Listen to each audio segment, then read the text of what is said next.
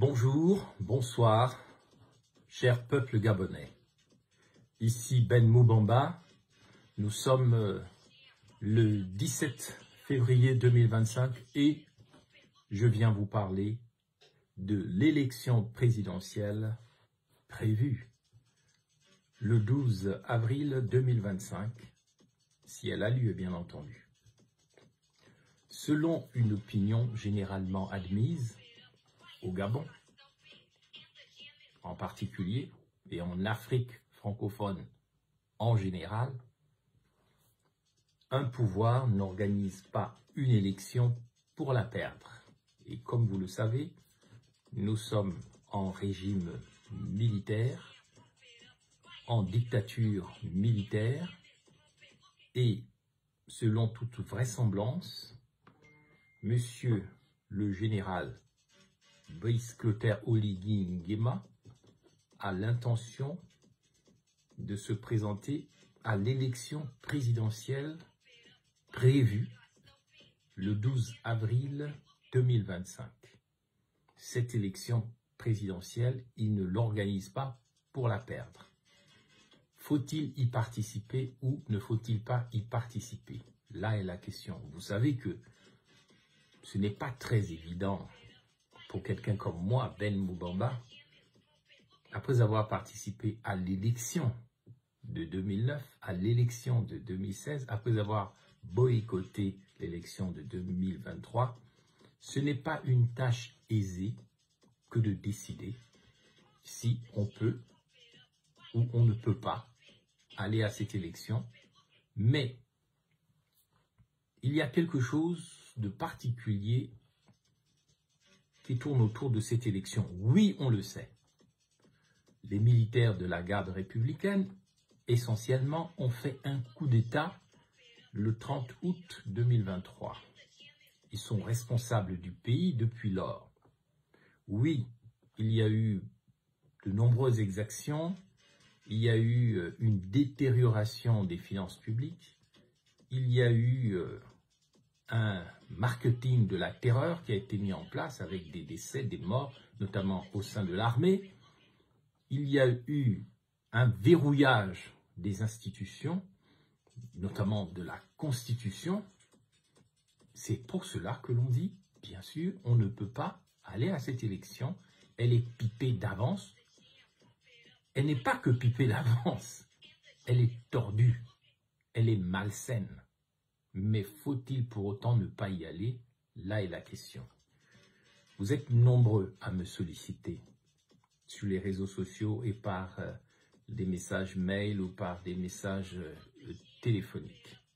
Vous êtes nombreux à vous demander si je vais, moi, Ben Moubamba, laisser cette élection présidentielle où la France-Afrique a déjà organisé un soutien envers le général président, c'est clair. Il se reconnaît comme étant Fang du Nord et Téké du Sud-Est. Il se trouve que il n'a pas encore présenté sa candidature. Il le fera. Toujours est-il que cette élection n'est pas sérieuse parce qu'il n'y a pas de candidat de poids à opposer à ce général président qui ne devrait pas participer à l'élection mais qui veut nous faire un scénario à la maréchale Déby du Tchad, passer en force, imposer son calendrier et faire ce qu'il veut par la suite. Mes chers compatriotes, faut-il que Ben Moubamba se prononce pour cette élection présidentielle et même y participe en dépit des obstacles? La question mérite d'être posée. À vrai dire, pour vous dire la vérité, je n'étais ni intéressé par l'élection de 2023, ni par cette élection de 2025. Mais ce que je vois et ce que les Gabonaises et les Gabonais voient ne cesse de préoccuper, alors même que le pays, malgré les décisions qui ont été prises, est dans le rouge, le pays est au sol, le pays est à terre. Et ce ne sont pas les bateaux qu'on a emmenés au prix d'un endettement supplémentaire du pays pour alimenter juste le grand Libreville, donc sans aucune politique publique sérieuse. Ce n'est pas ces choses qu'on met en place à la dernière minute qui permettront au Gabon de s'en sortir. Mes chers compatriotes, il y a plus grave encore. C'est le glissement tribaliste du pays.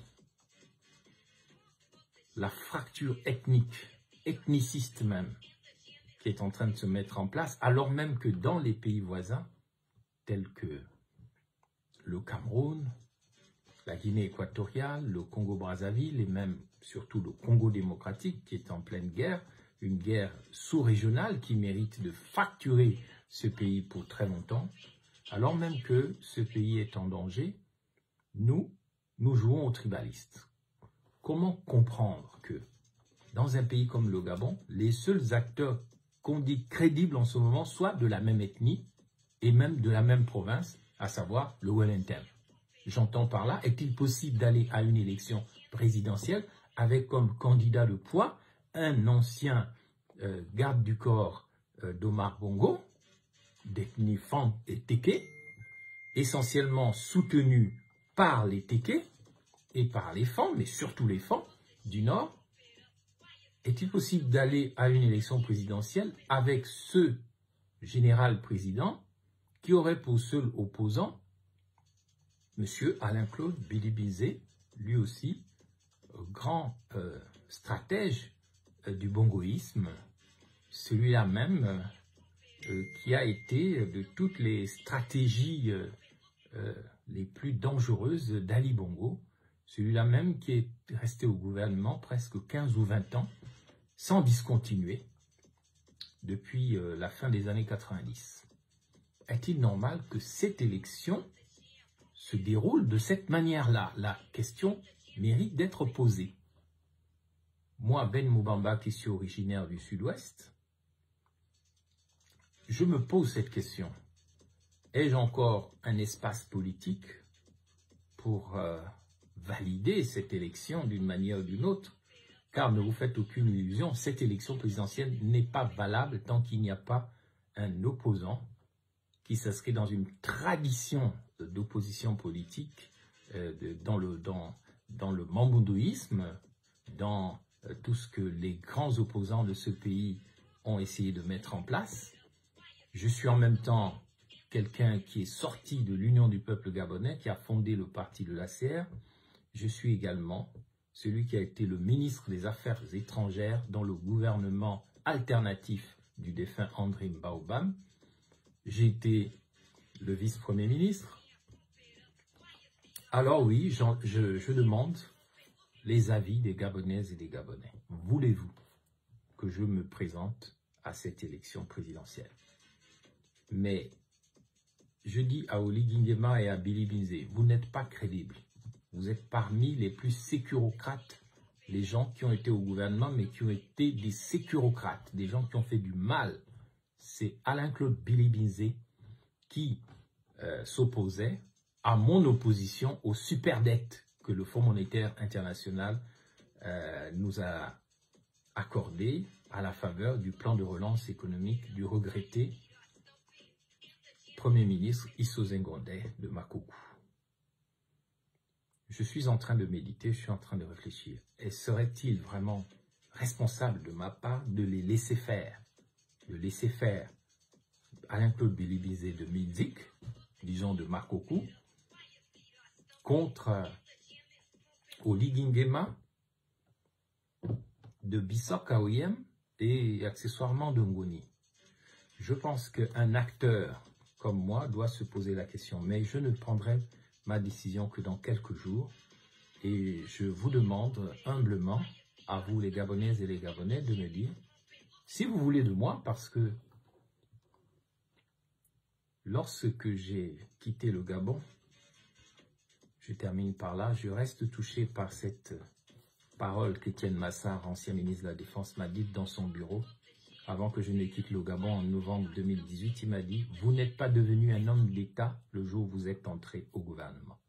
Mais vous le deviendrez si vous arrivez à traverser victorieusement le désert que vous vous apprêtez à traverser.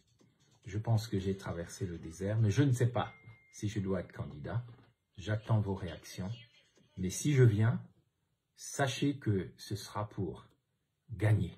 Et je suis le seul à pouvoir battre Oligui Nguema et Billy Bizet réunis. J'attends vos réactions. Merci.